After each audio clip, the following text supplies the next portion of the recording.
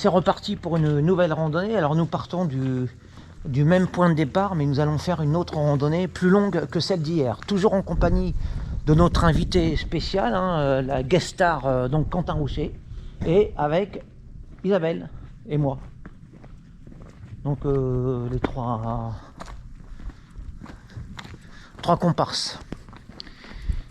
Bien entendu, comme d'habitude, je vais tout faire pour essayer quand même de vous montrer cette randonnée sous des angles nouveaux.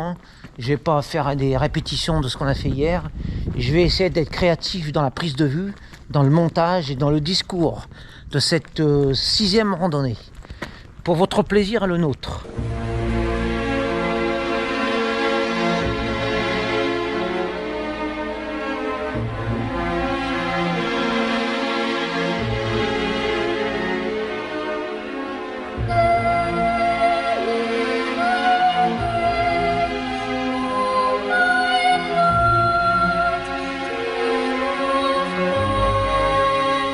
Je ne vais pas vous parler de politique comme les dernières fois aujourd'hui, je vais vous parler de grammaire, ou plutôt, plus précisément, de mon rapport à la grammaire. Alors on pourrait penser que je suis très à la pointe des connaissances grammaticales, linguistiques, etc. Mais en fait pas du tout, je n'y connais rien, je n'y comprends surtout rien depuis que je suis à l'école primaire, je n'ai jamais rien compris. Par exemple au CO2, COI, déjà le CO, non pas le CO2, vous voyez, déjà je me trompe, le complétement d'objet direct, le COD, j'ai dit CO2, je n'y comprends que pouic, alors le COI encore moins, bon voilà, etc., attributs, épithètes, pour moi c'est du charabia, c'est du chinois, je n'ai jamais rien compris, bon ça m'empêche pas de me débrouiller quand même quoi. Je veux dire par là qu'on peut très bien ne pas maîtriser la technique à ce niveau-là, de la grammaire, et puis construire des phrases correctes, plus ou moins correctes, mais en général correctes, tout simplement de manière empirique, intuitivement. Voilà, on n'a pas besoin de connaître à la perfection ce genre de choses, ces mécanismes dès qu'on a la maîtrise littéraire, le reste est plus secondaire. Vous savez, ça me fait penser aux fameux aux the en anglais. On nous emmerdait à l'école, on nous faisait chier pendant les cours d'anglais. On perdait des heures pour prononcer correctement le the. Alors que vous prononciez the correct à l'anglaise ou à la française, ça ne change rien, vous avez compris, le message y passe. Voilà, c'est d'où l'absurdité de ce genre de choses. C'est pareil, on fait perdre du temps par exemple, aux locuteurs anglais qui apprennent le français, on leur fait perdre un temps précieux pour des bêtises comme des choses, des détails sans lesquels de toute façon on pourrait comprendre quand même. Voilà, ou alors on leur apprend à imiter l'accent français, à singer le français à travers son accent, mais en fait on comprend parfaitement avec un accent anglais ce que l'anglais veut nous communiquer.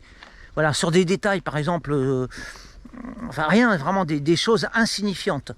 Donc on leur fait perdre un temps précieux à essayer de maîtriser à la perfection j'ai pas d'exemple concret, mais enfin tous les jours on le voit. Voilà, alors même un anglais qui parle français comme une vache espagnole, comme on dit, mais on le comprend. Et n'est-ce pas ça l'essentiel ? On ne demande pas d'être un anglais parlant français, on lui demande pas d'être d'une perfection absolue. Un spécialiste en littérature, on lui demande juste de se faire comprendre. Voilà, là c'est pour relever l'absurdité des choses. Et dans le français c'est pareil. Qu'ai-je besoin de maîtriser à la perfection toutes les finesses, les subtilités savantes de la grammaire française. Lorsque je veux dire une chose de manière, avec une certaine poésie, avec une certaine élégance, qu'ai-je besoin de tout cet attirail technique. Donc, je vous le dis, je n'y connais strictement rien. Je nage totalement dans la grammaire. Mais ça ne m'empêche pas de me débrouiller. Une des aberrations qui me revient à l'esprit, comme ça, qu'on fait apprendre aux étrangers, c'est la prononciation du R français. C'est complètement stupide que vous rouliez le R. D'ailleurs, en France, dans certaines régions, on roule les R. Que vous le rouliez le R, vous le prononcez à la française, on comprend.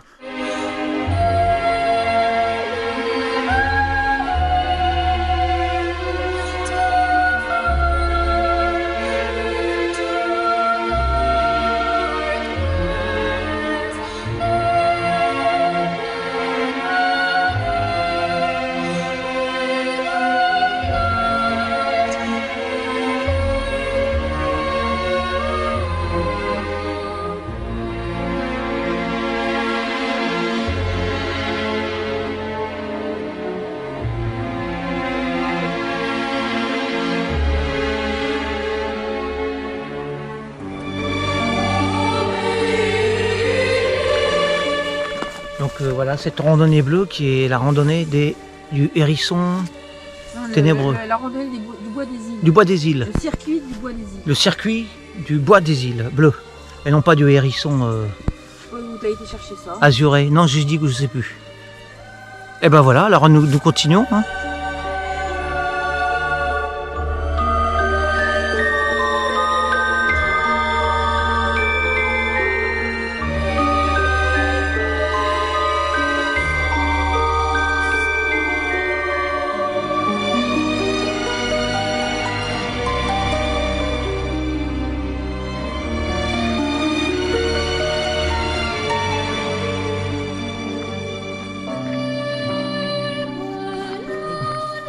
Le pauvre avec toutes les mouches là. Ah. Oh, il est un peu méchant, non? Il a envie de... De jouer de... Ah, il est énervé là. Ouais, c'est à cause des mouches. Il a besoin de se dépenser, je crois.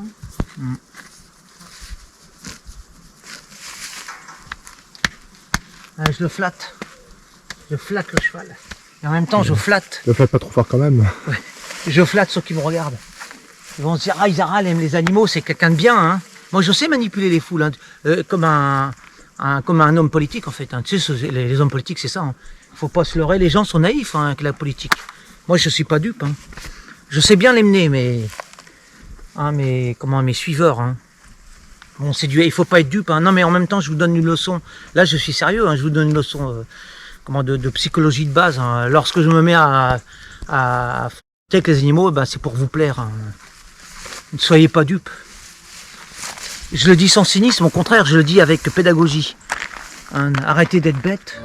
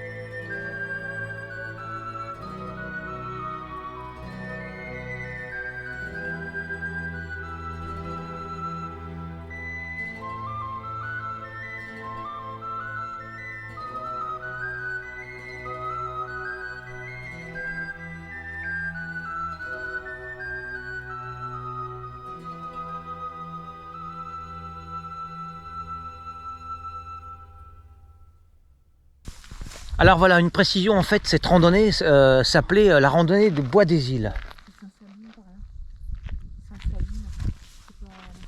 Après plusieurs réflexions et revues, on a un petit peu réfléchi et on pense qu'on s'est trompé, qu'on s'est peut-être un peu perdu. En fait, on s'est mélangé dans le nom de la randonnée, sur les lieux, avec les flèches, je crois qu'on s'est un peu égaré. Alors physiquement on s'est égaré, en fait on verra bien, mais en façon on n'est pas perdu, on reste en forêt en France, quoi. Ça fait partie des charmes justement de cette aventure, hein. C'est que le chemin n'est pas si balisé que ça et ça nous permet de marcher hors des sentiers indiqués. Parce qu'en fait c'était pas précis là. Là il n'y a plus de bleu nulle part, là c'est fini. Hein. Il n'y a plus de Il y a plus de bleu. Oui, Non, non, ça va pas. Hein. Oui, mais de toute façon, on va bien voir où est-ce qu'on atterrit. Hein. On est bien quelque part. Hein. On a marché 4 heures au lieu de 2 heures. Oui, bah, c'est très bien, mais c'est ce qui fait. Bah oui, mais c'est ce qui fait. C'est le plaisir de la marche. Hein. Et c'est ça qui est intéressant, c'est que il y a la possibilité d'égarement. Continuer sur la route goudronnée. Hein. C'est plus beau ici quand même. Bah oui, mais bon.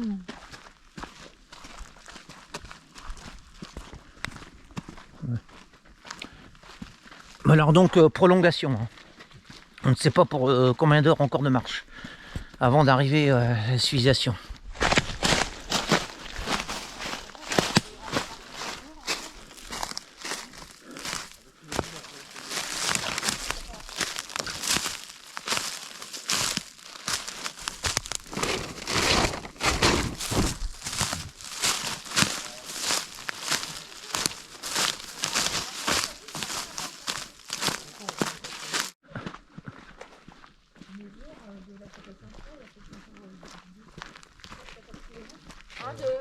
De la chapelle de Sainte-Sabine à la Mézières, il y a combien de kilomètres?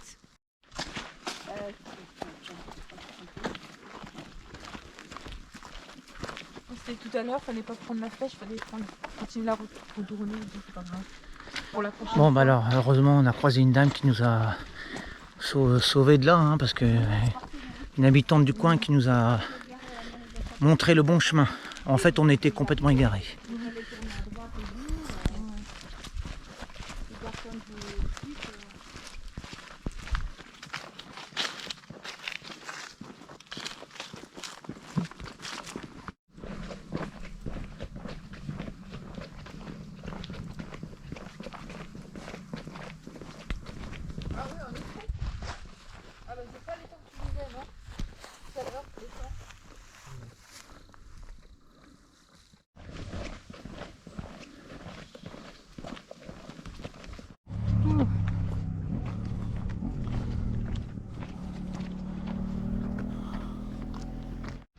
Après quelques péripéties dont vous avez été témoin, nous voilà enfin arrivés, nous avons bouclé la boucle et nous arrivons donc là où nous étions partis.